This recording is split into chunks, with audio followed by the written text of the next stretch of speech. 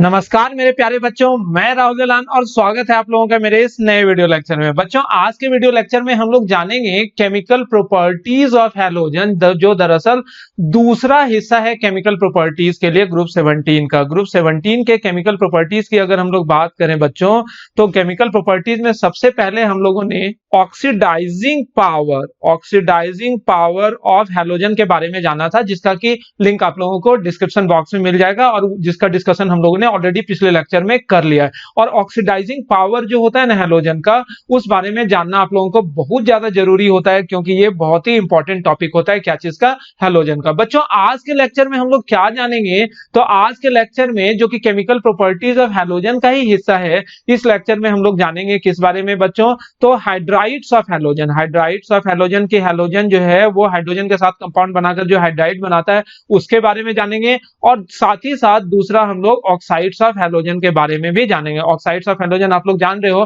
कि binary compound of any element with oxygen is called oxide of that particular element. तो जितने भी halogen होते हैं वो सब कई तरह के ऑक्साइड बनाते हैं, उस बारे में भी हम लोग इस लेक्चर में जानेंगे। तो बच्चों शुरू करते हैं हाइड्राइड्स ऑफ हैलोजन। ओके बच्चों, होता क्या है हाइड्राइड्स ऑफ हैलोजन, तो आप लोगों को पता चल रहा होगा कि binary compound of halogen with hydrogen, के हाइड्रोजन के साथ जो हैलोजन का बाइनरी कंपाउंड होता है ना, उसे ही हम लोग सिंपली क्या नाम देते हैं? Hydrides of halogen. कितने हैलोजन है हमारे पास? हम लोगों के पास जो है वो क्या क्या हो सकता है हैलोजन? फ्लोरीन हो सकता है, क्लोरीन हो सकता है बच्चों, ब्रोमीन हो सकता है और आयोडीन हो सकता है। कोई भी तरह का डायहेलोजन होगा वो डायरेक्टली हाइड्रोजन के साथ रिएक्ट करता है, या तो डायरेक्ट बिना टेम्परेचर दिए, या फिर कभी कभी सनलाइट की मौजूदगी में। आप लोग गौर करोगे कि हैलोजन जो होता है वो डायहाइड्रोजन के साथ रिएक्ट करके क्या बनाता है? Hydrogen halide. आप लोग गौर करोगे कैसे कैसे अलग अलग करके अगर हम लोग देखें, तो आप लोग जानो कि फ्लोरीन को जब हम लोग हाइड्रोजन के साथ ट्रीट करते हैं तो यहाँ पर कोई सनलाइट वगैरह देने की जरूरत नहीं होती है,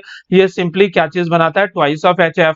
और जब क्लोरीन को हाइड्रोजन के साथ बच्चों ट्रीट करोगे तो यहाँ पर सनलाइट का जरूरत होता है और क्या बना देता है? Twice of HCl। इस वजह से ये क्लोरीन वाले रिएक्शन और ब्रोमीन वाले रिएक्शन को हम लोग फोटोकेमिकल रिएक्शन भी बोलते हैं। किसको बोलते हैं बच्चों? Photochemical reaction. All those reactions that is required sunlight for proceeding are called photochemical reactions. Okay, तो ये जो है ट्वाइस ऑफ HBr बनेगा। और आयोडीन के साथ दरअसल अपने को गर्म करना पड़ता है। क्यों? क्योंकि iodine is not much reactive. Okay, इस वजह से इस रिएक्शन को हम लोग फोटोकेमिकल रिएक्शन तो नहीं बोल सकते हैं, लेकिन इस तरह से गौर करोगे कि फ्लोरीन, क्लोरीन, ब्रोमीन और आयोडीन ये सब का सब डायरेक्टली रिएक्ट करता है क्या चीज के साथ? हैलोजन के साथ। और क्या चीज बनाता है बच्चों? इस तरह से अलग अलग तरह का हैलाइड बनाएगा। क्या क्या हैलाइड बना? HF, HCl, HBr और HI। और दरअसल हाइड्राइड ऑफ हैलोजन में हम लोगों को इन्हीं चार तरह के हैलाइड के बारे में बच्चों पढ़ना है। ओके, तो इन चारों हैलाइड के कई तरह के प्रॉपर्टीज के बारे में बच्चों जानना है, लेकिन यहां पर हम लोग सबसे पहले और सबसे जरूरी जिस आधार पर हम लोग बाकी प्रॉपर्टीज की चर्चा करेंगे वो है स्ट्रक्चर। ठीक है ना? सबसे पहले हम लोग किस चीज की बात करते हैं बताओ? इन हाइड्राइड के स्ट्रक्चर की। इन हाइड्राइड के स्ट्रक्चर की बच्चों अगर हम लोग बात करें तो आप लोग जानो कि जैसे ये हाइड्रोजन है, इसके वैलेंस शेल में एक इलेक्ट्रॉन, और ये जो हैलोजन है, इस हैलोजन के वैलेंस शेल में कितने इलेक्ट्रॉन होते हैं? 7। तो गौर करो, जो शेयरिंग होगा ऑक्टेट पूरा करने के लिए हैलोजन का और हाइड्रोजन का ड्यूप्लेट, तो वहां पर कुछ इस तरह से होगा। तो ये हाइड्रोजन और हैलोजन इस तरह से बॉन्ड बना लेगा कि नहीं बना लेगा? तो यहाँ पे स्ट्रक्चर का बात नहीं करता है। ये बॉन्ड एंगल स्ट्रक्चर वगैरह जो बच्चों होता है ना, वो दरअसल ट्राइएटॉमिक मॉलिक्यूल या उससे ज्यादा एटम के मॉलिक्यूल के लिए देखा जाता है। HX जो है ये डायटॉमिक मॉलिक्यूल है, तो डायटॉमिक मॉलिक्यूल है तो वाजिब सा बात है कि यहाँ पर क्या नजर आएगा आप लोगों को? सिंपल सा लीनियर स्ट्रक्चर नजर आएगा। बॉन्ड एंगल तब ना जब दो बॉन्ड रहेगा तो वहां पर एंगल, एक ही बॉन्ड है तो वहां पर एंगल की हम लोग क्या बात करें? ठीक है ना? तो बच्चों कुछ इसी तरह से जैसे HX बना है ना, तो कुछ इसी तरह से HF, HCl, HBr और HI का बनना होता है। क्लियर है बच्चों? इस तरह से HF, HCl, HBr और HI का बनना होता है। बॉन्ड लेंथ की बच्चों सबसे पहले हम लोग बात करते हैं, तो बॉन्ड लेंथ की बात कर ही लेते हैं। ये हाइड्रोजन है और ये फ्लोरीन है। ठीक है, ये हाइड्रोजन है, ये क्लोरीन है, ये हाइड्रोजन है, ये ब्रोमीन है और ये हाइड्रोजन है बच्चों, और ये जो है ये क्या चीज है? आयोडीन है। तो साइज जो है हाइड्रोजन का साइज तो सबों में बराबर ही है। हैलोजन का साइज हर जगह बदल रहा है। तो बताओ तो फ्लोरीन सबसे छोटा होगा ना, और आयोडीन जो है बच्चों ये सबसे बड़ा होगा। तो यहाँ साइज ऑफ हैलोजन की बच्चों अगर हम लोग बात करें तो आप लोग गौर करोगे हैलोजन का साइज इधर बढ़ेगा, तो हैलोजन का साइज बढ़ेगा तो हाइड्रोजन हैलाइड का भी तो साइज बढ़ेगा। साइज ऑफ हाइड्रोजन हैलाइड वो भी इस तरफ बढ़ेगा। और जैसे जैसे बच्चों साइज बढ़ेगा तो क्या होगा बच्चों, वंडरवाल्स फोर्स ऑफ अट्रैक्शन जो है वो भी बढ़ेगा। यानी कि सरफेस एरिया बढ़ा तो सरफेस एरिया बढ़ने के वजह से वंडरवाल्स फोर्स ऑफ अट्रैक्शन भी बढ़ेगा। और सीधी सी बात है बच्चों, जैसे जैसे वंडरवाल्स फोर्स ऑफ अट्रैक्शन बढ़ेगा यानी कि इंटरमॉलिक्यूलर फोर्स ऑफ अट्रैक्शन बढ़ेगा, तो इंटरमॉलिक्यूलर फोर्स ऑफ अट्रैक्शन बढ़ने से क्या कंसीक्वेंस देखने को मिलता है, melting point and boiling point जो है बच्चों वो भी बढ़ जाएगा। समझ रहे हो बात को, कि यहाँ पर जितना भी हाइड्रोजन हैलाइड है उनमें सबसे ज्यादा मेल्टिंग पॉइंट बॉइलिंग पॉइंट किसका हो जाना चाहिए, HI का मेल्टिंग पॉइंट बॉइलिंग पॉइंट सबसे ज्यादा हो जाना चाहिए था। लेकिन हम लोग यहाँ पर एक्सेप्शनल टर्म देखते हैं, और वो एक्सेप्शनल टर्म क्या देखते हैं बच्चों, कि मेल्टिंग पॉइंट बॉइलिंग पॉइंट जो होता है सबसे ज्यादा एक्सेप्शनली हाई होता है किसके लिए बताओ, HF के लिए। तो ये एक्सेप्शनल बात क्यों देखने को मिलता है, यानी कि HF जो है वो सबसे ज्यादा मेल्टिंग पॉइंट बॉइलिंग पॉइंट क्यों शो करता है, तो इसका जवाब है HF में जो हाइड्रोजन बॉन्ड मौजूद होता है ना, due to H bond present in HF molecule. Okay, कि हाइड्रोजन फ्लोराइड जो होता है वो हाइड्रोजन बॉन्ड बना लेता है। कैसे, गौर करो, ये हाइड्रोजन है, फ्लोरीन हाईली इलेक्ट्रोनेगेटिव एलिमेंट है, आप लोगों को पता है। फिर से लिख रहे हैं ये हाइड्रोजन है, ये फ्लोरीन है, फिर से लिख रहे हैं हाइड्रोजन, ये फ्लोरीन है, फिर से हाइड्रोजन है, ये फ्लोरीन है। गौर कर रहे हो गए हो आप लोग, हाइड्रोजन जो है हाईली इलेक्ट्रोनेगेटिव एलिमेंट के साथ जुड़ा है, तो ऑब्वियस सी बात है इस पर प्लस चार्ज होगा, फ्लोरीन पे माइनस, इस पे प्लस चार्ज होगा, फ्लोरीन पे माइनस, इस पे प्लस चार्ज होगा, फ्लोरीन पे माइनस, इस पर प्लस चार्ज होगा, फ्लोरीन पे माइनस। अब ये प्लस और माइनस गौर करो आपस में बॉन्ड बनाएगा या नहीं बनाएगा, बिल्कुल इस तरह से बॉन्ड बनाएगा ना, हाइड्रोजन और फ्लोरीन इस तरह से बॉन्ड बनाते चले जाएगा। और वाजिब है जो ये बॉन्ड बना, इसी बॉन्ड को तो बच्चों हम लोग क्या नाम देते हैं, इसी बॉन्ड को हम लोग नाम देते हैं कौन सा बॉन्ड, हाइड्रोजन बॉन्ड। क्लियर है, इसी बॉन्ड को बच्चों हम लोग क्या नाम देते हैं, हाइड्रोजन बॉन्ड। और ये स्ट्रॉन्गेस्ट होता है, जितना भी मॉलिक्यूल में हाइड्रोजन बॉन्ड कई जगह होता है, वाटर में भी होता है, अमोनिया में भी होता है, कई जगह हाइड्रोजन बॉन्ड देखने को मिलता है। लेकिन अगर आप लोगों से पूछा जाए कि उन सारे हाइड्रोजन बॉन्ड में सबसे ज्यादा मजबूत हाइड्रोजन बॉन्ड किसका होगा, तो HF का, जिस वजह से HF का melting point boiling point exceptionally high होता है, बहुत ज्यादा हो जाता है।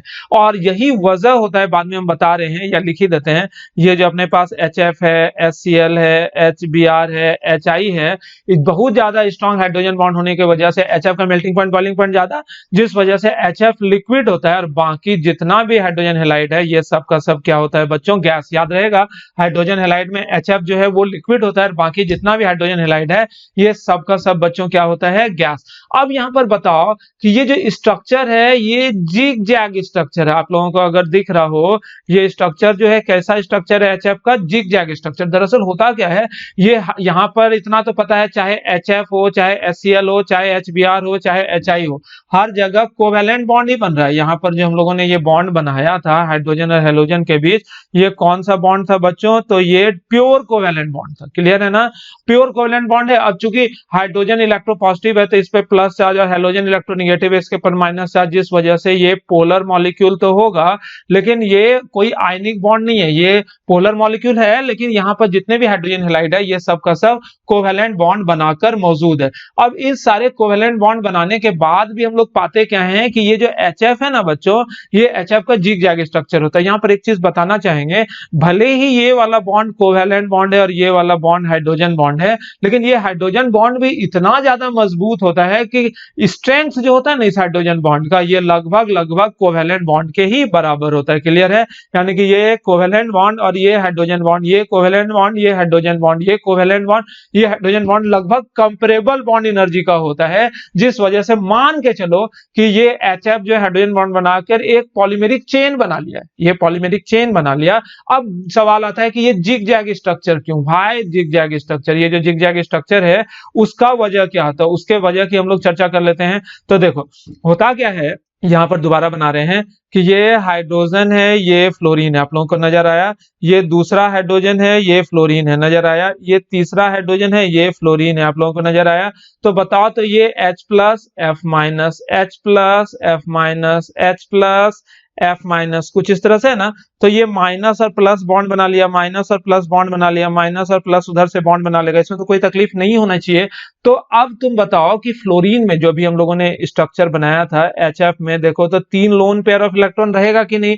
तो वही लोन पेयर ऑफ इलेक्ट्रॉन बच्चों इधर आप लोगों को देखने को मिलेगा। ये 3 लोन पेयर ऑफ इलेक्ट्रॉन जो रहता है ना फ्लोरीन पर, जिस वजह जो लोन पेयर ऑफ इलेक्ट्रॉन जो है इस बॉन्ड पेयर ऑफ इलेक्ट्रॉन जो HF के बीच बन रहा है और ये जो हाइड्रोजन बॉन्ड है, इन दोनों को रिपेल करता है। ये जो लोन पेयर ऑफ इलेक्ट्रॉन है ना, ये लोन पेयर ऑफ इलेक्ट्रॉन जो है इस कोवेलेंट बॉन्ड को भी और इस हाइड्रोजन बॉन्ड दोनों को रिपेल करेगा, जिस वजह से ये बैंड टाइप का शेप बनेगा हर एक फ्लोरीन के बाद। हर एक फ्लोरीन का ये जो लोन पेयर ऑफ इलेक्ट्रॉन है ये इस कोवेलेंट बॉन्ड और इस हाइड्रोजन बॉन्ड दोनों को रिपेल करेगा, और इस रिपल्सन के वजह से ये थोड़ा झुक जाएगा ना ऊपर की तरफ। ये ऊपर की तरफ यहाँ पर इस स्ट्रक्चर में दिख रहा है, रियली कहीं पर भी ये मॉलिक्यूल रहेगा तो ये बॉन्ड पेयर ऑफ इलेक्ट्रॉन और ये लोन पेयर ऑफ इलेक्ट्रॉन ऊपर की ओर झुका हुआ रहेगा। और जैसे बच्चों ऊपर की ओर झुकेगा तो बताओ तो ये पूरे मॉलिक्यूल को या पूरे स्ट्रक्चर को आप लोग एक काउंट कर लो, तो ये पूरा का पूरा स्ट्रक्चर जो है जिगजैग स्ट्रक्चर के रूप में नजर आएगा ना। ये कैसा स्ट्रक्चर दिखेगा, जिगजैग स्ट्रक्चर। ओके बच्चों, तो क्वेश्चन पूछेगा why HF molecule have zigzag structure, तो आप लोग क्या जवाब दे दोगे बच्चों, ड्यू टू प्रेजेंस ऑफ किसका, lone pair of electron on fluorine. की फ्लोरीन पर जो लोन पेयर ऑफ इलेक्ट्रॉन होता है उस लोन पेयर ऑफ इलेक्ट्रॉन के वजह से इसका जिगजैग स्ट्रक्चर होता है। ओके, तो चलो इतना तो हम लोग सीख ही गए कि HF का melting point boiling point exceptionally high होता है, उसके बाद HCl का, और फिर इधर भी बढ़ जाता है। HBr से ज्यादा किसका होता है बच्चों, HI का। यानी कि मेल्टिंग पॉइंट बॉइलिंग पॉइंट का ऑर्डर अगर हम लोग लें तो मेल्टिंग पॉइंट बॉइलिंग पॉइंट इस साइड भी बढ़ता है, MP एंड BP जो है वो इस साइड भी बढ़ेगा, दिख रहा है ना। मेल्टिंग पॉइंट बॉइलिंग पॉइंट इस साइड भी बढ़ेगा और इस साइड भी बढ़ेगा। तो सबसे lowest melting point boiling point किसका होता है, तो आप लोगों को पूछा जाए तो HCl का लोएस्ट MP एंड BP होता है। और इसे हम लोग ग्राफ से बेहतर समझ सकते हैं। देखो ये ग्राफ बना रहे हैं। ऑक्सीजन फैमिली में याद रखना, ऑक्सीजन फैमिली में भी होता क्या था कि H2O का मेल्टिंग पॉइंट बॉइलिंग पॉइंट बाकी सबसे ज्यादा होता था एक्सेप्शनली, लेकिन मेल्टिंग पॉइंट भी और बॉइलिंग पॉइंट भी सबसे ज्यादा होता था। मेल्टिंग पॉइंट भी सबसे ज्यादा और बॉइलिंग पॉइंट जो होता था वो भी सबसे ज्यादा होता था वाटर का। लेकिन यहाँ पर मेल्टिंग पॉइंट और बॉइलिंग पॉइंट का ऑर्डर में थोड़ा सा अंतर देखने को मिलता है। बच्चों अगर मेल्टिंग पॉइंट की बात करें तो आप लोग गौर करोगे HF का तो एक्सेप्शनली हाई मेल्टिंग पॉइंट होगा, HCl का थोड़ा घट जाएगा मेल्टिंग पॉइंट, फिर HBr का मेल्टिंग पॉइंट इस तरह से ज्यादा होगा और HI का बहुत ज्यादा होगा। यहाँ देख रहे होगे HI का बहुत ज्यादा। क्या चीज नजर आया बच्चों कि ये मेल्टिंग पॉइंट में HF का, फिर HBr, फिर HCl और HI का सबसे ज्यादा। तो यहाँ पर अगर मेल्टिंग पॉइंट का ऑर्डर लिखें तो बता दो तो सबसे ज्यादा किसका होगा, सबसे ज्यादा होगा HI का, याद रहेगा। उसके बाद होगा HF का, उसके बाद किसका होगा, तब HBr का, और सबसे कम जो होगा बच्चों वो किसका होगा, HCl का। तो ये हम लोगों ने क्या लिख रखा है, ये मेल्टिंग पॉइंट का ऑर्डर है। बॉइलिंग पॉइंट का ऑर्डर थोड़ा सा अलग हो जाएगा। बॉइलिंग पॉइंट का ऑर्डर की अगर हम लोग बात करें तो यहीं पर वो ग्राफ हम लोग प्लॉट कर लेते हैं। तो ये जो है बॉइलिंग पॉइंट का ऑर्डर है, ध्यान से देखो। बॉइलिंग पॉइंट का ऑर्डर हम लोग देखें तो HF का तो एक्सेप्शनली हाई होगा, क्यों, क्योंकि due to formation of hydrogen bond present in HF molecule, उसके बाद HCl, तब HBr, और उसके बाद बच्चों क्या होगा, HI। गौर कर रहे हो यहाँ पर भी वैसा ही है, ग्राफ का कैरेक्टर वैसा ही है, लेकिन आप लोग गौर करो HF सबसे ऊपर आ गया। तो अगर यहाँ पर हम लोग उसी चीज को लिखें तो HF का बॉइलिंग पॉइंट सबसे ज्यादा, फिर HI, फिर HBr, और फिर जो है बच्चों क्या होगा, HCl। यानी कि HCl जो होता है उसका बॉइलिंग पॉइंट सबसे कम। तो याद रहेगा ना कि मेल्टिंग पॉइंट की बात करें तो HCl का सबसे ज्यादा, मेल्टिंग पॉइंट में HCl का ज्यादा, और बॉइलिंग पॉइंट की बात करें HF का सबसे ज्यादा। और यही वजह तो है कि HF जो होता है वो किस रूप में रहता है बच्चों, लिक्विड, और बाकी सब जो आप लोगों का है यानी कि HCl, HBr और HI ये सब का सब जो होता है गैसियस स्टेट में पाया जाता है एट रूम टेम्परेचर। ओके, अब बच्चों इन सबों के बॉन्ड लेंथ की हम लोग एक एक करके बात कर लेते हैं। तो बॉन्ड लेंथ की अगर बात करोगे तो HF, फिर HCl, फिर HBr और फिर ये I दिखा, HF, HCl, HBr और HI। तो यहां पर बॉन्ड लेंथ की बात करें, चूंकि साइज ऑफ हैलोजन किस साइड बढ़ रहा है, आप ही लोग बताओ कि साइज ऑफ हैलोजन इस साइड बढ़ रहा है कि नहीं। तो हैलोजन का साइज जैसे इस साइड बढ़ेगा तो क्या होगा, तो बॉन्ड लेंथ भी ज्यादा होगा। दिख रहा है कि बॉन्ड लेंथ यहाँ पर ऐसे पिक्चोरियली हम बनाने की कोशिश भी किए हैं, लेकिन आप लोग अगर देखना चाहो और समझना चाहो तो बॉन्ड लेंथ भी HI का सबसे ज्यादा होगा। तो आप ही लोग बताओ, पहले भी मैंने आप लोगों को बता रखा है कि ये एक छोटी सी लकड़ी है, लड़की नहीं लकड़ी, और ये एक बड़ी सी लकड़ी है। बताओ तो किसको तोड़ना आसान होगा, बड़ी लकड़ी को सेम मोटाई का है तो इसको तोड़ना ज्यादा आसान होगा, और इसको तोड़ना जो है वो मुश्किल होगा। क्यों? क्योंकि जो बड़ी लकड़ी है समझ ही गए हो, खट से तोड़ होगा। हाथ में लेके इमेजिन कर लो ना, एक लंबा सा रॉड है, उसको मोड़ना आसान कि वो उसी मोटाई का छोटा रॉड को मोड़ना आसान। जितना लंबा रहेगा ना वो आसानी से टूटेगा, यानी कि वो कमजोर होगा। तो बॉन्ड लेंथ चूंकि इस साइड ज्यादा है तो बॉन्ड एनर्जी किधर ज्यादा होगा, यानी कि पहले मिटा लेते हैं ये सारा चीज जो भी दिख रहा है। तो बॉन्ड एनर्जी जो है बच्चों, बॉन्ड एनर्जी इस साइड ज्यादा होगा, यानी कि बॉन्ड की मजबूती किसकी ज्यादा, HF के बॉन्ड की मजबूती ज्यादा। अब जब बॉन्ड की मजबूती हम लोगों ने जान ही ली है, HF की सबसे ज्यादा है और HI की सबसे कम है, तो कौन सा बॉन्ड इजिली टूटेगा, तो HI का बॉन्ड आसानी से टूटेगा। इसमें कोई हाइड्रोजन बॉन्ड वगैरह का कोई कॉन्सेप्ट नहीं काम करता है। HI में बॉन्ड ज्यादा टूटेगा तो liberation of H plus ion, कि H प्लस आयन का लिबरेशन बताओ तो किस में ज्यादा होगा, HI में। और HI में चूंकि H प्लस आयन का लिबरेशन ज्यादा होगा तो कौन ज्यादा एसिडिक होगा बताओ तो, एसिडिक स्ट्रेंथ की अगर हम लोग बात करें तो सबसे ज्यादा HI होगा। एक बार फिर से लिख देते हैं हम यहाँ पर नीचे में कि ये HF है अपना, ये HCl है, ये H बिहार है और ये H झारखंड, सॉरी HI है।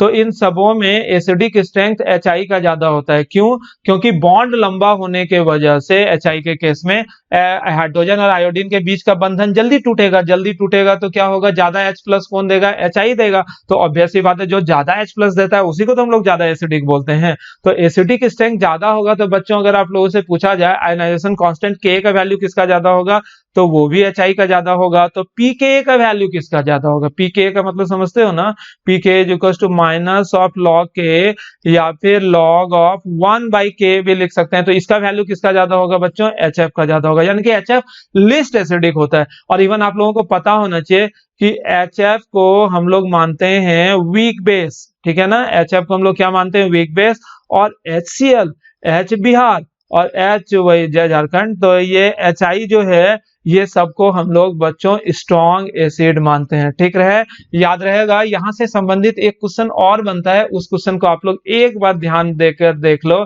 कि ये अपना HF है घर का, ये दूसरे का HCl है, ये तीसरे का HBr है, ये पड़ोसी का HI है, ठीक है ना, ये सब का सब एसिडिक है। ठीक है, तो लिख ही देते हैं। तो ये सब का सब एसिडिक है। और एसिडिक स्ट्रेंथ किधर ज्यादा होगा बच्चों बताओ तो, एसिडिक स्ट्रेंथ नीचे की तरफ ज्यादा होगा। तो ऑब्वियस सी बात है, जब सब का सब एसिडिक है तो सब का सब H प्लस छोड़ेगा तो H प्लस छोड़ दो और बन गया क्या, F माइनस। ये H प्लस छोड़ेगा तो क्या बन जाएगा, Cl माइनस। ये H प्लस छोड़ेगा तो बन जाएगा क्या, Br माइनस।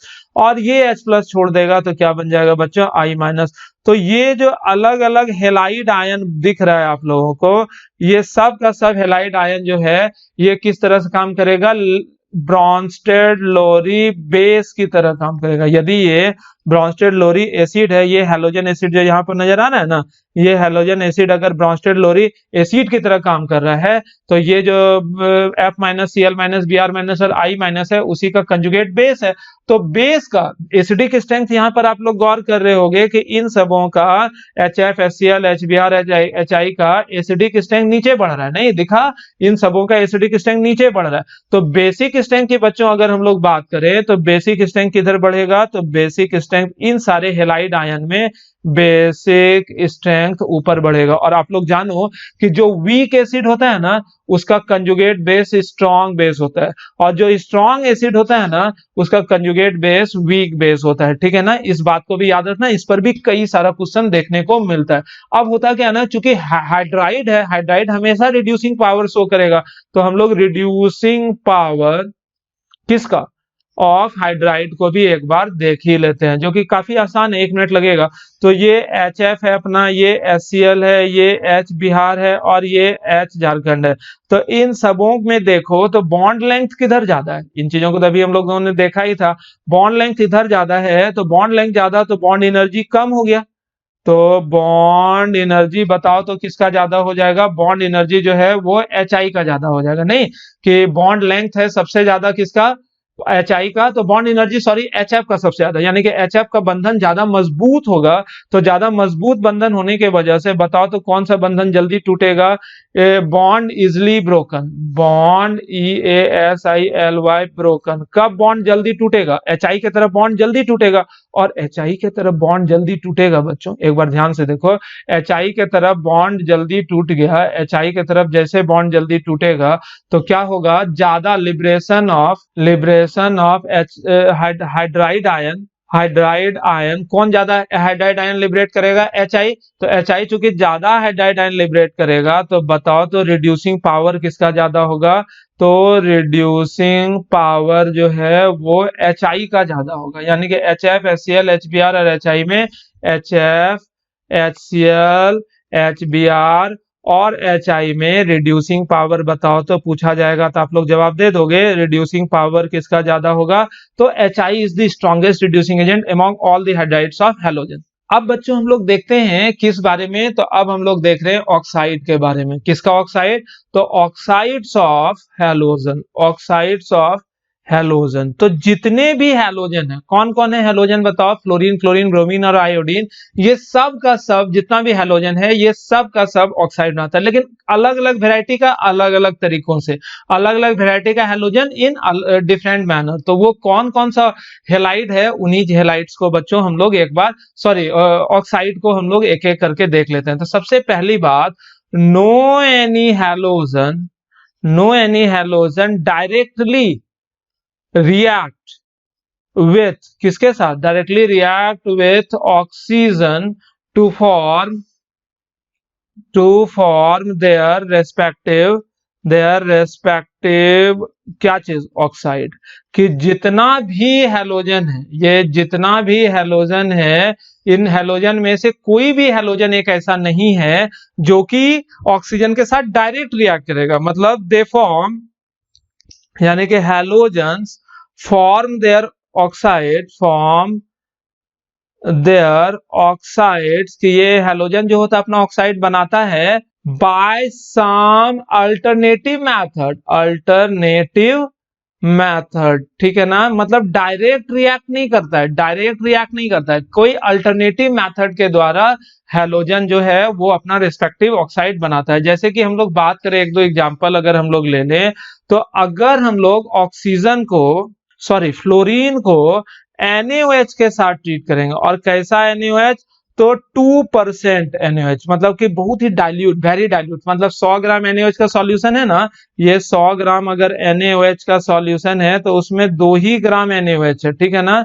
तो 100 ग्राम सॉल्यूशन में 2 ही ग्राम NaOH रहे, तो इस परिस्थिति में फ्लोरीन को जब तुम NaOH के साथ ट्रीट करोगे तो बनेगा ट्वाइस ऑफ NaF, ठीक है ना, ट्वाइस ऑफ NaF प्लस साथ में OF2 प्लस H2O, ठीक है ना। तो इस तरह से आप लोग गौर करोगे कि फ्लोरीन जो है OF2 कैसे बनाया, अगर ध्यान दे रहे हो तो फ्लोरीन जो होता है NaOH के साथ रिएक्ट करेगा 2% NaOH के साथ, तब जाके OF2 बाई प्रोडक्ट के रूप में बनता है। मतलब ऐसा नहीं है कि फ्लोरीन डायरेक्ट ऑक्सीजन के साथ रिएक्ट करे, इवन क्लोरीन वगैरह तो बहुत ही कम रिएक्टिव होता है। तो क्लोरीन का एक एग्जांपल अगर हम लोग देखें तो मर्क्यूरिक ऑक्साइड, मतलब HgO, उसको अगर आप लोग क्लोरीन के साथ लगभग 575 केल्विन पर ट्रीट करते हो, ठीक है। तो ये एक एडिशन कंपाउंड बनाता है GO.HgCl2 और साथ में Cl2O। तो यहाँ जो Cl2O आप लोगों को दिख रहा है, तो ये Cl2 मतलब ऑक्सीजन क्लोरीन का ऑक्साइड है। तो ये बनने का तरीका क्या है कि जब मर्क्यूरिक ऑक्साइड को क्लोरीन के साथ ट्रीट करेंगे तो जाके ये Cl2O का बनना होता है। मतलब इसी तरह से कई अलग अलग तरीकों का इस्तेमाल करके अल्टरनेटिव मेथड से हम लोग बनाते हैं क्या चीज, हेलाइड सॉरी ऑक्साइड, किसका, ऑक्साइड ऑफ हैलोजन। सही है ना बच्चों। तो इस तरह से हम लोग बनाते हैं। इन सारे हेलाइड हैलोजन के ऑक्साइड में से सबसे इंपॉर्टेंट होता है OF2 और O2F2। और ये क्वेश्चन अक्सर पूछा जाता है, why this compounds are called fluoride but not oxide. इन सारे कंपाउंड को हम लोग फ्लोराइड बोलते हैं लेकिन ऑक्साइड नहीं बोलते हैं, क्यों। सबसे पहला वजह तो ये कि यहाँ पर ऑक्सीजन पॉजिटिव ऑक्सीडेशन स्टेट में, fluorine negative, oxygen positive oxidation state में, फ्लोरीन निगेटिव, और जो निगेटिव ऑक्सीडेशन स्टेट में रहता है ना उसी के नाम के आगे आइड लगाते हैं। चूंकि यहाँ पर फ्लोरीन जो है वो निगेटिव ऑक्सीडेशन स्टेट में है, इसी वजह से इन सारे कंपाउंड को हम लोग क्या नाम देते हैं बच्चों, फ्लोराइड बट नॉट ऑक्साइड।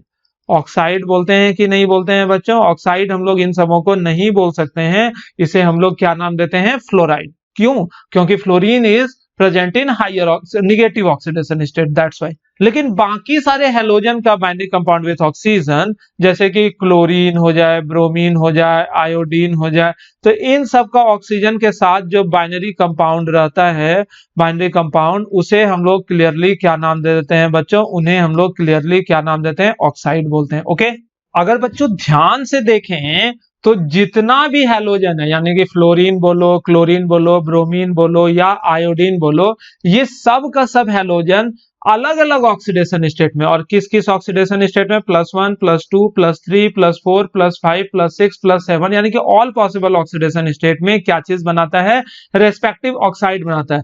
वैसे यहां पर बता दूं कि ये जो ऑक्सीजन के, ये जो +1 ऑक्सीडेशन स्टेट में OF जो है ना, यहाँ पर हैलोजन का ऑक्सीडेशन स्टेट -1 है, और यहाँ +2 में भी फ्लोरीन का ऑक्सीडेशन स्टेट -1 है। अदरवाइज जहां पर भी हैलोजन आप लोगों को नजर आ रहा होगा, उन सारे जगह पर हैलोजन जो है वो पॉजिटिव ऑक्सीडेशन, जैसे कि सारे क्लोरीन, सारे ब्रोमीन, ये हर जगह जो हैलोजन जो है वो किस ऑक्सीडेशन स्टेट में है बच्चों, वो पॉजिटिव ऑक्सीडेशन स्टेट में है। ओके, अब सवाल आता है कि सर सिर्फ इतने ही ऑक्साइड क्यों बनाए, मतलब कि सिर्फ 1 2 3 4 5 6 7 8 9 10 11, इस वजह से कि ऑक्साइड हर एक हैलोजन एक से अधिक कई तरह का बना सकता है, और इवन ये और वो जो एक से अधिक और भी बना सकता है, इसके अलावा वो सब का सब हाईली अनस्टेबल होता है, इतना ज्यादा अनस्टेबल कि इन सबों को लो टेम्परेचर पर बनाया जाता है। अगर इसे हाई टेम्परेचर पर ले जाओ, इवन रूम टेम्परेचर पे भी ले जाओ, तो ये विस्फोट के साथ डिकम्पोज हो जाता है। इस वजह से यहां पर कंपैरेटिवली स्टेबल ऑक्साइड्स को हम दिखाए हैं, लेकिन ये भी मत समझना कि ये सब बहुत ज्यादा स्टेबल है, ये सब भी जो है कंपैरेटिवली अनस्टेबल ही है, समझे बच्चों। ये सब भी ऐसा मैं नहीं समझ लेना, यहां पर अगर आप लोगों को नजर आ रहा हो तो ये सब का सब जो है बहुत ज्यादा स्टेबल नहीं है, कंपैरेटिवली अनस्टेबल ही माना जाएगा, ठीक है ना।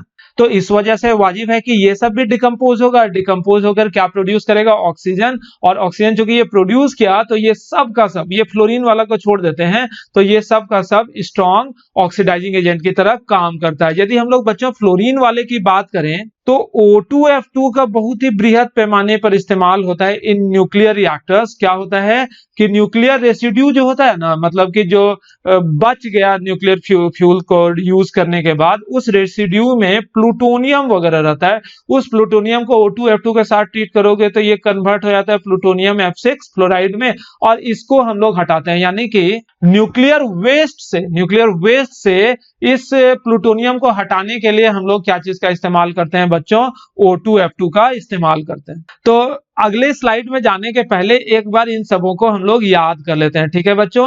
तो 1 मिनट लगेगा, इन सबों को हम लोग ध्यान देकर एक बार अच्छे से याद करते हैं। तुम लोग ध्यान देना। सबसे पहले फ्लोरीन जो है, आप लोग बता दो, ये जो फ्लोरीन है ये कितना तरह का हैलाइड बनाता है, 2, OF2 और O2F2, और ये मेरे ख्याल से याद हो गया होगा।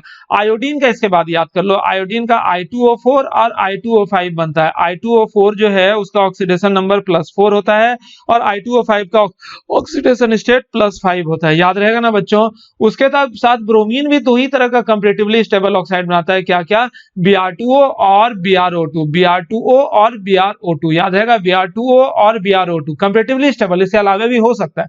तो ये दोनों +1 और +4 ऑक्सीडेशन स्टेट में रहता है। क्लोरीन का 5 तरह का, Cl2O, Cl2O3, ClO2, Cl2O6 और Cl2O7, और ये पांचों का पांचों याद होना चाहिए। और एक चीज ये भी याद रख लेना कि ये फ्लोरीन वाला अगर छोड़ देते हैं तो ये क्लोरीन का जितना भी ऑक्साइड हमने यहाँ पर लिखवाया है, ब्रोमीन का और आयोडीन का, चूंकि ये सब का सब नॉन मेटल का ऑक्साइड है, तो इन सबों का एसिडिक स्ट्रेंथ ज्यादा होगा। और पहले भी बताया कि as the oxidation number increases acidic strength also increase. जैसे कि क्लोरीन के अलग अलग ऑक्साइड में कंपैरेटिव एसिडिक स्ट्रेंथ की बच्चों बात करें तो सबसे ज्यादा एसिडिक कौन होगा, जो नीचे वाला है, that one is more acidic, यानी कि हायर ऑक्सीडेशन नंबर वाला, जितना ज्यादा ऑक्सीडेशन नंबर एसिडिक स्ट्रेंथ ज्यादा।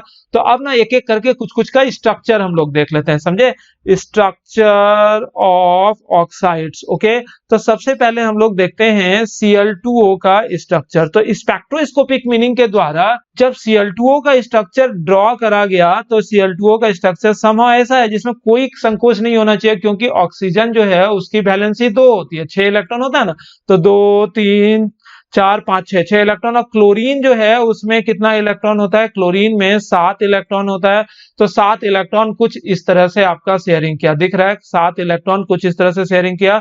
तो बॉन्ड एंगल जो होता है ना, ये पाया जाता है स्पेक्ट्रोस्कोपिक एक्सपेरिमेंट के द्वारा 112 डिग्री, और ये बॉन्ड लेंथ जो है ना ये 170 पिकोमीटर के बराबर होता है। इतना ज्यादा बॉन्ड लेंथ क्यों, क्योंकि हैलोजन है, क्लोरीन तो बहुत बड़ा एलिमेंट है, तो इस वजह से यहाँ पर बॉन्ड लेंथ बहुत ज्यादा देखने को मिलता है। ओके, अब हम लोग देखते हैं ClO2 का। ClO2 भी अच्छा खासा इंपॉर्टेंस रखता है, ऑक्सीडाइजिंग पावर इसका बहुत ज्यादा होता है। तो इसका भी स्पेक्ट्रोस्कोपिक एक्सपेरिमेंट के द्वारा हम लोग अगर स्ट्रक्चर देखते हैं तो यहाँ पर क्लोरीन सेंट्रल एटम होता है, क्लोरीन के अबाउट 2 ऑक्सीजन कुछ इस तरह से मौजूद होता है। और बॉन्ड लेंथ वगैरह की बात करें तो ये बॉन्ड लेंथ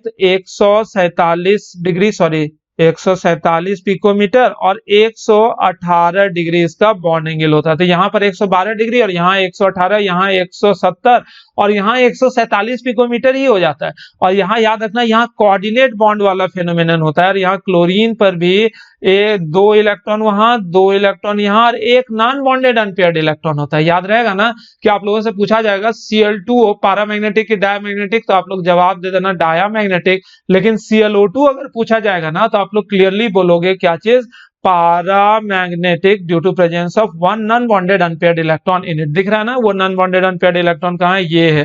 ठीक है बच्चों, Cl2O7 के स्ट्रक्चर की अगर हम लोग बात करें, एक मिनट, तो वो हम लोग देख लेते हैं कुछ इस तरह से। ये जो है, अब हम लोग क्या चीज का स्ट्रक्चर देख रहे हैं, Cl2O7, ये भी मैंने बताया था, यहाँ पर क्लोरीन का ऑक्सीडेशन नंबर +7 है, और क्लोरीन के जितने भी ऑक्साइड हैं उन सबों में से सबसे ज्यादा एसिडिक स्ट्रेंथ इसी का होगा। बताया था ना मैंने, नॉन मेटल का ऑक्साइड ऐसे भी एसिडिक होता है, और नॉन मेटल अगर एक से अधिक तरह का ऑक्साइड बना रहा है तो जैसे जैसे ऑक्सीडेशन नंबर बढ़ेगा एसिडिक स्ट्रेंथ भी बच्चों बढ़ता चला जाएगा, है कि नहीं। तो Cl2O का स्ट्रक्चर क्या होगा, यहाँ पर एक ऑक्सीजन सेंटर में रहता है और बाकी 2 क्लोरीन कुछ इस तरह से। ठीक है, तो आप लोग गौर करो कि इस ऑक्सीजन पर कितना लोन पेयर ऑफ इलेक्ट्रॉन होगा, 2, तो सबका ऑक्टेट पूरा हो गया। अब जो ये क्लोरीन है, हर एक क्लोरीन पर आप लोग गौर कर रहे होंगे कितना इलेक्ट्रॉन है, तो 6 इलेक्ट्रॉन है, दिखा, तो 6 इलेक्ट्रॉन है, तो तीन ऑक्सीजन इधर है, 3 ऑक्सीजन इधर, 3 ऑक्सीजन को ये लोन पेयर ऑफ इलेक्ट्रॉन दे दिया, तो एक लोन पेयर इधर दिया, तो एक कोऑर्डिनेट बॉन्ड इधर, एक कोऑर्डिनेट बॉन्ड इधर, इस ऑक्सीजन को एक कोऑर्डिनेट बॉन्ड इधर, इस ऑक्सीजन को, दिख रहा है। और उसी तरह एक कोऑर्डिनेट बॉन्ड, एक कोऑर्डिनेट बॉन्ड, एक कोऑर्डिनेट, मतलब देखो तो कुल मिलाकर 7 ऑक्सीजन हुआ, मेरे ख्याल से हो गया होगा। पूछा जाएगा इसमें जो 2 क्लोरीन है उन दोनों क्लोरीन पर कितने लोन पेयर ऑफ इलेक्ट्रॉन है, तो जवाब दोगे एक भी नहीं, क्योंकि क्लोरीन पर जो 3 लोन पेयर ऑफ इलेक्ट्रॉन था वो 3 अलग अलग ऑक्सीजन को डोनेट कर दिया, जिसके वजह से अब क्लोरीन पर एक भी लोन पेयर ऑफ इलेक्ट्रॉन रहेगा कि नहीं बच्चों, बिल्कुल भी नहीं। बच्चों अगर यहाँ पर बॉन्ड एंगल और बॉन्ड लेंथ की बात करें तो वो याद रख लेना चाहिए, ये बॉन्ड एंगल जो होता है 119 डिग्री के बराबर होता है। ठीक है ना, ये बॉन्ड एंगल जो इन क्लोरीन ऑक्सीजन के बीच जो है ये 115 डिग्री के आसपास होता है। और ये जो है ये 171 पिकोमीटर होता है और ये वाला बॉन्ड लेंथ 141 पिकोमीटर होता है। तो यहाँ पर क्या दिख रहा है आप लोगों को, यहाँ पर दिखना चाहिए जैसे ये वाला बॉन्ड है, ये वाला बॉन्ड, ये बॉन्ड, ये बॉन्ड, ये बॉन्ड और ये बॉन्ड, कुल मिलाकर ये 6 बॉन्ड एक जैसा होगा और इसका बॉन्ड लेंथ 141 पिकोमीटर, और ये बॉन्ड एक जैसा होगा जिसका बॉन्ड लेंथ 171 पिकोमीटर, और इन दोनों के बीच जो बॉन्ड एंगल है ना वो 119 डिग्री, सबसे सेंटर वाला 119 डिग्री, और किनारे वाला जितना एंगल है ना ये सारा एंगल, ये सब का सब कितना होगा बच्चों, 115 डिग्री के बराबर। अब बात करते हैं इन सबों के ऑक्सीडाइजिंग पावर की बात। तो बच्चों मैंने पहले ही आप लोगों को बताया कि यहाँ पर जितना भी ऑक्साइड है, हैलोजन, क्लोरीन, ब्रोमीन और आयोडीन का, आप लोगों को जो भी दिख रहा है ये सब का सब कंपैरेटिवली अनस्टेबल है। अनस्टेबल है तो ऑब्वियस सी बात है थोड़ा भी गर्मी ये बर्दाश्त नहीं कर पाएगा और क्या होगा, तुरंत से डिकम्पोज होगा। तुरंत से डिकम्पोज होगा तो क्या होगा बच्चों, ऑक्सीजन प्रोड्यूस करेगा और ये सब का सब अच्छा ऑक्सीडाइजिंग एजेंट की तरह काम करेगा। डिकम्पोज का विस्फोट के साथ डिकम्पोज होता है और इसी वजह से इन सारे कंपाउंड को जानते हो क्या नाम देते हैं, इंडोथर्मिक कंपाउंड। क्या क्यों बोलते हैं इंडोथर्मिक कंपाउंड? यदि कोई कंपाउंड के बनने के दौरान हीट रिलीज हुआ तो उसे हम लोग बोलेंगे एक्सोथर्मिक कंपाउंड, और वैसा कंपाउंड कंपैरेटिवली स्टेबल होता है। और इस तरह के कंपाउंड के यानी कि क्लोरीन, ब्रोमीन और आयोडीन के ऑक्साइड बनने के दौरान some amount of energy release होता है, और जैसे some amount of energy release होगा तो ये सब का सब कंपाउंड क्या होगा, एक्सोथर्मिक कंपाउंड कहलाएगा। इंडोथर्मिक कंपाउंड क्या क्या गलती सलती बोलती हैं, फिर से बोलते हैं कि वैसा कंपाउंड जिसके फॉर्मेशन के दौरान some amount of heat release हो तो उसको बोलेंगे एक्सोथर्मिक कंपाउंड, और वैसा कंपाउंड स्टेबल होता है। लेकिन ये जो क्लोरीन, ब्रोमीन और आयोडीन का ऑक्साइड है, इस तरह के कंपाउंड के बनने के दौरान some amount of heat will absorb, और जैसे एब्जॉर्ब होता है तो इस वजह से इस तरह के कंपाउंड को बच्चों हम लोग क्या नाम दे देते हैं, इंडोथर्मिक कंपाउंड। और जैसे हीट एब्जॉर्ब हुआ इस तरह के कंपाउंड के बनने के दौरान तो ऑब्वियस सी बात है इस तरह के कंपाउंड का एनर्जी बढ़ जाएगा, और एनर्जी ज्यादा मतलब स्टेबिलिटी कम। ओके बच्चों, यानी कि ये सारा का सारा ऑक्साइड जो है ये कंपैरेटिवली स्टेबल है या फिर अनस्टेबल है, ये सारा का सारा ऑक्साइड कंपैरेटिवली अनस्टेबल है। इंडिविजुअली अगर हम लोग देखें इन सारे ऑक्साइड के यूजेस को तो Cl2O का इस्तेमाल जो होता है खासकर इस्तेमाल होता है किस रूप में, तो ब्लीचिंग एजेंट के रूप में इसका इस्तेमाल होता है। किस रूप में करते हैं बच्चों, ब्लीचिंग एजेंट के रूप में। तो ब्लीचिंग एजेंट के रूप में कहां कहां, तो पेपर इंडस्ट्रीज में। पेपर इंडस्ट्रीज में होता क्या है ना, जो हम लोग पेपर का पल्प वगैरह प्राप्त किया ना, तो ये पल्प जो होता है किसी ना किसी गहरा कलर का होता है, ब्राउनिश ब्राउनिश होता है। तो उससे पेपर आप लोग बनाओगे तो वो बहुत अच्छा साफ सुथरा पेपर तो बनेगा नहीं। तो पहले हम लोग Cl2O से ब्लीच कर देते हैं, मतलब एकदम उजला उजला कर देते हैं, तब उसको हम लोग पेपर में कन्वर्ट करते हैं। पेपर इंडस्ट्रीज में इसका इस्तेमाल होता है, टेक्सटाइल इंडस्ट्रीज में इस्तेमाल होता है, टेक्सटाइल इंडस्ट्रीज में इस्तेमाल। सेम वही वजह कि ये जो धागा है, कॉटन का धागा मान लो बनाए तो ये भी ब्राउनिश ब्राउनिश कलर का है, हल्का मतलब धुंधला कलर का है। तो उसको उसी में कलर चढ़ाओगे ना तो वो कलर परफेक्ट नहीं आएगा। तो सबसे पहले इसको उजला कर लेते हैं, उजला मतलब व्हाइट करते हैं, मतलब कलरलेस बनाने के लिए हम लोग Cl2O का इस्तेमाल करते हैं। किस रूप में, ब्लीचिंग एजेंट के रूप में, जो कि इसका कलर उड़ा देता है और तब इस पर कलर वलर चढ़ाने का काम करते हैं। मतलब टेक्सटाइल इंडस्ट्रीज में इस तरह से काम करते हैं। तो अगर आप लोगों से पूछा जाए बच्चों कि ये Cl2O का जो ब्लीच है परमानेंट होगा कि टेम्पोररी, तो मैंने आप लोगों को पहले ही बताया है कि ऑक्सीडाइजिंग एजेंट भी ब्लीच करता है, रिड्यूसिंग एजेंट भी ब्लीच करता है। लेकिन ऑक्सीडाइजिंग एजेंट के द्वारा जो ब्लीच होता है ना वो परमानेंट होता है, और टेम्पोररी ब्लीच कब होता है, जब किसी रिड्यूसिंग एजेंट लाइक SO2 वगैरह ब्लीच करेगा ना तो जैसे वो हवा में आएगा तो दोबारा से कलर रीअपियर हो जाता है। तो इस वजह से SO2 वगैरह यानी कि रिड्यूसिंग एजेंट का ब्लीच जो होता है वो टेम्पोररी होता है। तो यहाँ Cl2O क्यों ब्लीच करता है, Cl2O जो है उसको जैसे गर्म करोगे ना, ये गर्म करने की जरूरत नहीं है, थोड़ा सा भी हिला तो ये Cl2 प्लस नेसेंट ऑक्सीजन में कन्वर्ट हो जाता है। तो ये जो नेसेंट ऑक्सीजन ये प्रोड्यूस किया ना, यही ब्लीचिंग एजेंट की तरह काम करता है। तो Cl2O का इस्तेमाल ब्लीचिंग एजेंट के रूप में करते हैं कहां कहां, पेपर इंडस्ट्रीज में, टेक्सटाइल इंडस्ट्रीज में, वाटर ट्रीटमेंट में भी हम लोग इसका इस्तेमाल करते हैं। तो वाटर ट्रीटमेंट वगैरह जो होता है वहां पर भी हम लोग इसका इस्तेमाल करते हैं। लेकिन ये भी जानो कि सिर्फ Cl2O का यहाँ पर मैंने लिखा तो ऐसा नहीं है कि ClO2 तो और भी पावरफुल ऑक्सीडाइजिंग एजेंट है, Cl2O5, ClO3 ये सब भी ब्लीचिंग एजेंट या फिर अलग अलग तरह के ऑक्सीडाइजिंग एजेंट के रूप में काम करता है, क्योंकि ये सब का सब अनस्टेबल होता है। अनस्टेबल है ना, ये सब का सब स्टेबल है कि अनस्टेबल, अनस्टेबल तो टूटेगा तो ऑक्सीजन देगा, ऑक्सीजन देगा तो मतलब अच्छा ऑक्सीडाइजिंग एजेंट की तरह काम करेगा, है ना बच्चा। इसी तरह बच्चों अगर ब्रोमीन के ऑक्साइड वगैरह की बात करें तो ब्रोमीन का ऑक्साइड क्या क्या होता था, Br2O, BrO2, BrO3 ये सब ब्रोमीन का ऑक्साइड है। ये सब तो least stable oxide of halogen है, मतलब क्लोरीन से भी वीक, स्टेबल है, मतलब बहुत ही अनस्टेबल हुआ। तो अनस्टेबल, ज्यादा अनस्टेबल है तो ऑब्वियस है मिडिल रो एनोमली वगैरह इसको हम लोग बोलते हैं, मिडिल रो एनोमली, ये सब याद रख लेना, कहीं पर लिख लेना मिडिल रो एनोमली।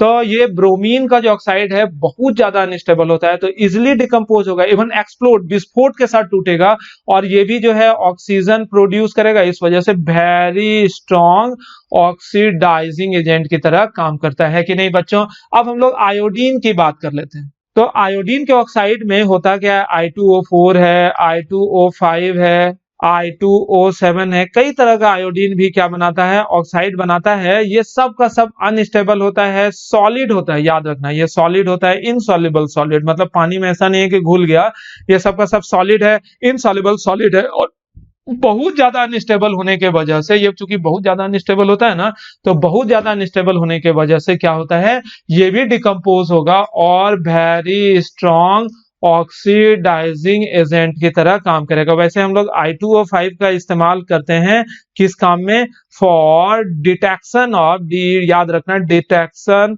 और CO, carbon monoxide gas in laboratory, ठीक है ना, कि लेबोरेटरी में कार्बन मोनोऑक्साइड गैस वगैरह आप लोगों को डिटेक्ट करना होगा, तो उसके लिए हम लोग क्या चीज का इस्तेमाल करते हैं, I2O5 का। ऑब्जेक्टिव एक साल का आया हुआ क्वेश्चन है, याद कर लेना। तो आज के लेक्चर में बच्चों हम लोग इतना ही रखते हैं। तो केमिकल प्रॉपर्टीज जो हम लोग देख रहे हैं, ये जो बोलते बोलते लिखना होता है ना, तो उसी में हैंडराइटिंग नहीं बनता है, ऐसा याद रखना। बचपन में हमको नर्सरी में हैंडराइटिंग पर अवार्ड भी मिल चुका है, लेकिन यहाँ पर नहीं हो पा रहा है, पता नहीं, इतना फास्ट लिखने में ना हैंडराइटिंग नहीं बन पाता है। तो केमिकल प्रॉपर्टीज में बच्चों हम लोग 3 हिस्सों में पढ़ लेते हैं, पहला हिस्सा, दूसरा हिस्सा, तीसरा हिस्सा। तो पहले हिस्से में हम लोगों ने क्या देखा था, ऑक्सीडाइजिंग पावर ऑफ हैलोजेंस, ठीक है ना, वो बहुत इंपॉर्टेंट था। और आज के हिस्से में हम लोगों ने क्या देखा, हाइड्राइड्स के बारे में जाना, ऑक्साइड के बारे में जाना। और कल के हिस्से में हम लोग देखेंगे हैलोजेंस और मेटल के साथ इसका हैलोजन का रिएक्शन, हेलाइड्स। उसके बाद सबसे जरूरी हम लोग देखेंगे इंटर हैलोजन कंपाउंड। तो इंटर हैलोजन कंपाउंड मिस नहीं करना बच्चों, क्योंकि ग्रुप 17 से सबसे ज्यादा क्वेश्चन और सबसे इंपॉर्टेंट टॉपिक जो है वो इंटर हैलोजन कंपाउंड ही है, वो आप लोगों का नहीं छूटना चाहिए। तो ऑब्वियस सी बात है, इंटर हैलोजन कंपाउंड सुबह सुबह आएगा, तो अर्ली इन द मॉर्निंग उठ जाना, तो अर्ली इन द बेड चले जाना। रात में लेट नाइट तक नहीं पढ़ा करो, मतलब लेट नाइट तक पढ़ना अच्छी बात नहीं होती है।